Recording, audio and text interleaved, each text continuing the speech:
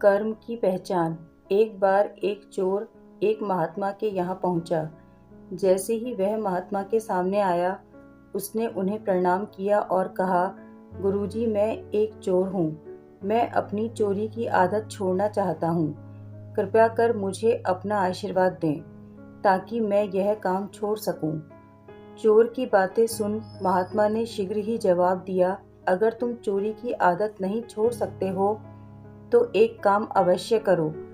चोरी करने के तुरंत बाद अपने गुनाहों को उन लोगों के सामने स्वीकार कर लो जिनके यहाँ तुम चोरी कर रहे हो, या फिर जिनके यहाँ तुम चोरी करने के इरादे से गए हो।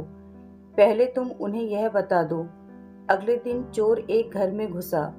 जैसे ही वह वहां रखे आभूषणों को अपनी थैली में रखने लगा, उसे गुरुजी की कही बात याद आ गई।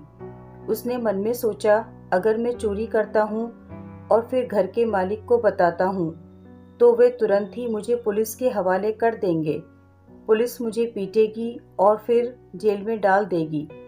जब यह विचार उसके मन में आया तो उसने अपना मन बदल लिया और चोरी किए बिना ही उस घर से वापस चला आया।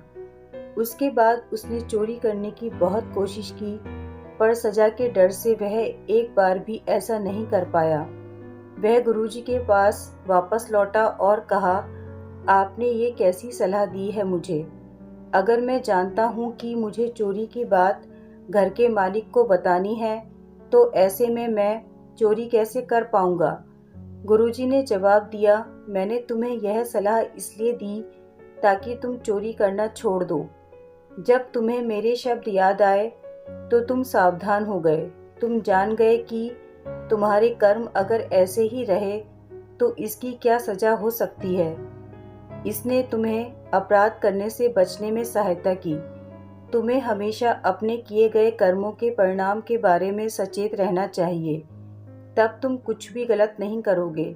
ज़्यादातर लोग जागरूकता की कमी के कारण गलत कार्य करते हैं, इसलिए किसी भी कार्य को करने से पहले हमें उसके परिणाम के बारे में अवश्य सोचना चाहिए।